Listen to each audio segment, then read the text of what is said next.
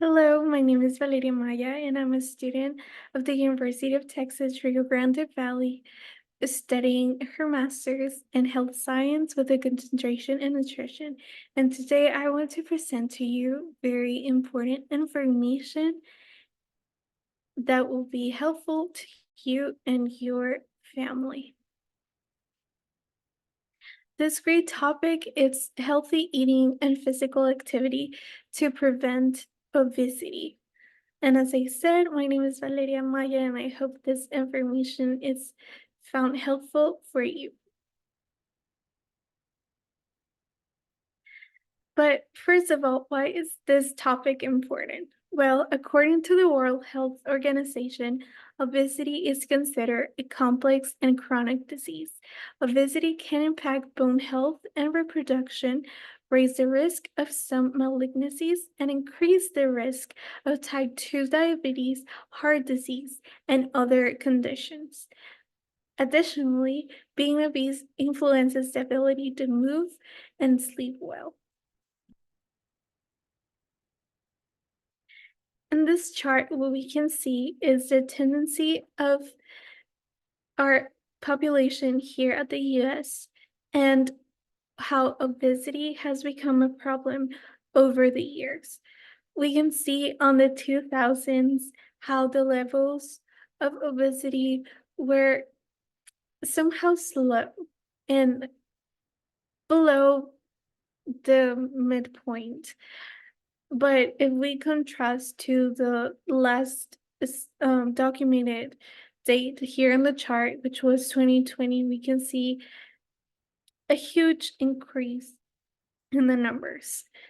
Um, on from 2017 to 2020, we can see how adults the number of adults in our population, it's almost half of them. Almost half of our population, adult population, has obesity, which is a very impactful number. And in contrast with children and teens, we can see that there is a 19.7% of this population, which is surprising because we know that most of the times our kids are active and they um, get their way to stay in shape, but we can see how numbers lately have increased and we are now seeing obesity.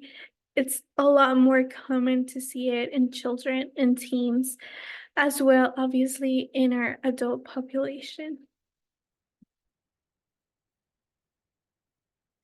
But don't worry, there's a way to solve this problem, and I think we all want to solve this problem. We're always concerned about our health and our weight. So there are many ways to solve the problem of obesity, and hopefully this impacts you and the people that is around you.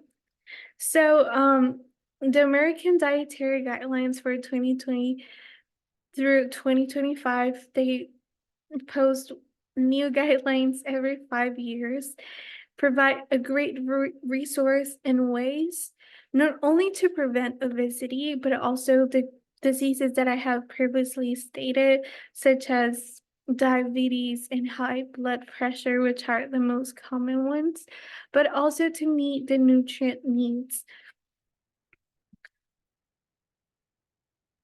And to start with, how can we follow a healthy dietary pattern at every life stage?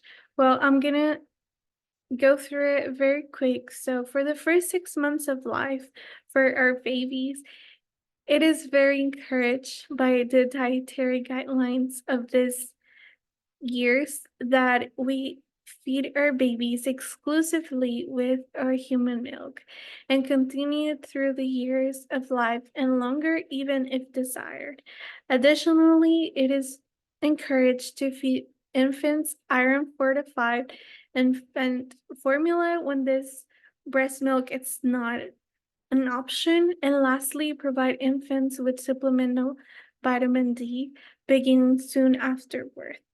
Then after the six months, it's very important to introduce our infants to nutrient-dense complementary foods Also introduce them to potentially allergenic foods as well with complementary foods. This allows us and them to build their immune system and get to see a little taste of what is coming up. Also allows the parents and the doctors to see any abnormalities if there is any allergic reaction in there. Also, it is encouraged to consume a variety of foods from all food groups rich in iron and zinc. And then from 12 months through the end of our lives, it is very encouraged to follow a healthy dietary pattern across the lifespan to meet nutrient needs.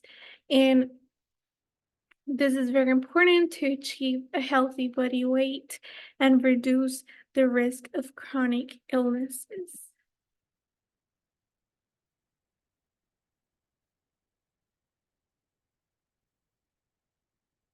And continuing on healthy dietary pattern of every life stage, foods such as whole grains, fruits, vegetables, and nuts appear to aid with weight control as well as illness prevention. According to Harvard Studies Food and Diet, obesity prevention, um, their obesity and prevention article.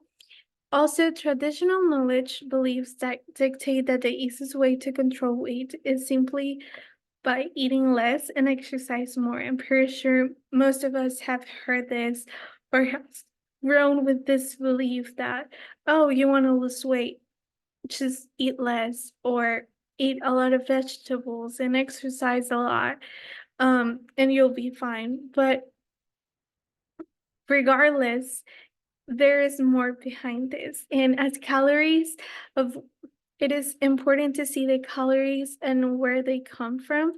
And also, even though there are research that indicates that while some meals and eating habits may make it simple to control calories, um, the reality is that others may increase the likelihood of overeating, according to Harvard and other studies.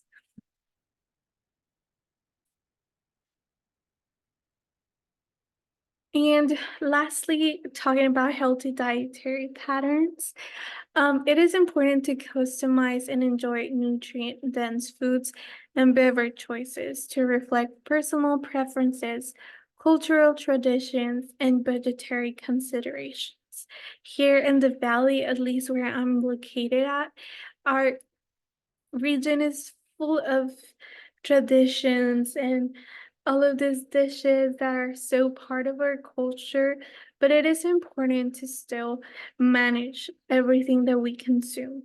So, a healthy dietary pattern may benefit everyone regardless of their age, regardless of the region we are located in. Um, the race, the ethnicity, or current health status, even your wealth status. Also, it is important to focus on meeting food groups' needs with nutrient dense foods and beverages and stay within calorie limits. Yes, sometimes we are craving a little sweet and it's okay, but it's important to keep in mind the calorie limits. We can eat maybe one cookie whenever we're desiring that little sweet treat, but it's important to keep in mind that we should not eat the whole package because obviously that is more than within the calorie limits. Nutritional needs should be met primarily from foods and beverages, specifically nutrient dense foods and beverages. Nutrient dense foods not only provide vitamins but also minerals and other health promoting components and have no or little added sugars, saturated fat, and sodium. A healthy dietary pattern consists of nutrient dense food forms of foods and beverages across all food groups in recommended amounts and within calorie limits. And lastly, it is important to limit foods and beverages higher in added sugar, saturated fat, and sodium, and limit those alcoholic beverages. A healthy dietary pattern doesn't have much room for extra added sugars, saturated fat, or sodium, or alcoholic beverages. In and the small amount of added sugar, saturated fat, or sodium can be added to nutrient dense foods and beverages to help meet food group recommendations. However, foods and beverages high in these components should be limited. Just as I said previously with the cookie, it is the same with beverages. It is the same with everything that we consume. We must be very mindful of what are we ingesting and and the calories that are within this. And we should be very smart and be on the calorie limits. Next up, I really wanted to talk about healthy physical activity patterns at every life stage. As we talk about healthy eating, there's also healthy physical activity. Um, Something really important about this is that healthy eating, it's great. However, it's not the only thing that we should do.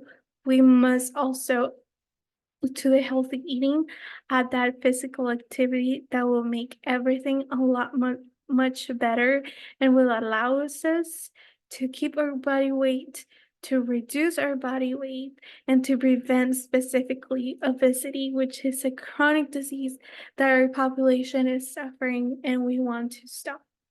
So being moderately active for at least 30 minutes multiple times a week, it's very important. And because overeating is strongly encouraged by the society that we live in and increasingly sedentary lifestyles, our physical activity not only will help avoid and manage health conditions, but it also maintains steady energy levels, lower the risk of chronic diseases, and enhances mood and cognitive function.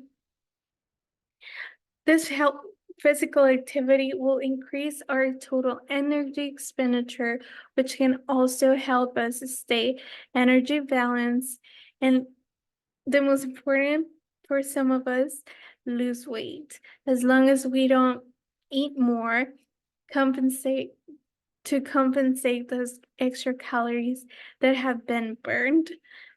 But physical activity is so important.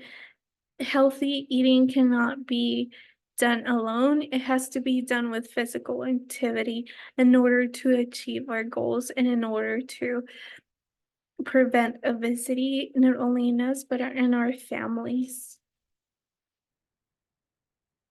And it's really important, especially because, as I said earlier, our society just has increased this consumerism and unhealthy eating patterns.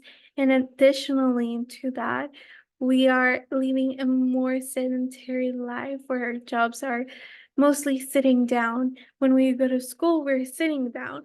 When we are doing different activities, most of the time we're so sedentary.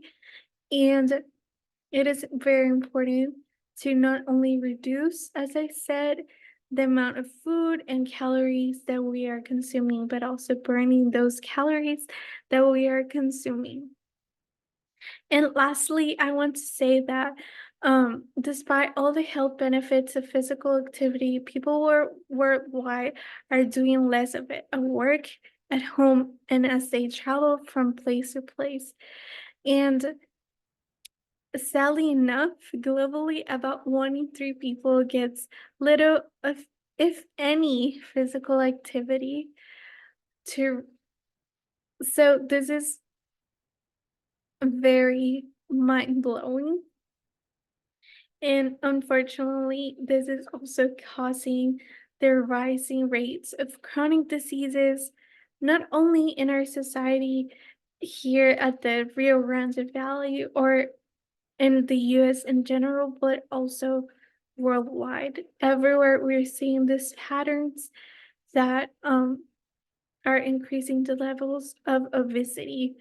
The World Health Organization and the US Department of Health and Human Services and many other authorities recommend that for good health, adults should get the equivalent of 2.5 hours of moderate to vigorous physical activity each week, which is not that much if you think about it. We spend more time scrolling through our phones, looking into social media, watching TV, and it is recommended for us to do 2.5 hours at least a week, which is about 3 days, 4 days a week. And I think it's very doable, and we can go and do at least a walk for 30 minutes every day, and will make a very great impact in our lives. And not only that, but it will allow us to prevent obesity and allow our children and our future generations to continue within this great lifestyle that will hopefully reduce the levels of obesity that we are seeing right now that are increasing. These are my different resources that I went through. I really recommend for you to even go and read the dietary guidelines provided by our government, which are very important and very helpful and will bring so much wisdom into our lives. And I thank you for your time and to listen to this presentation.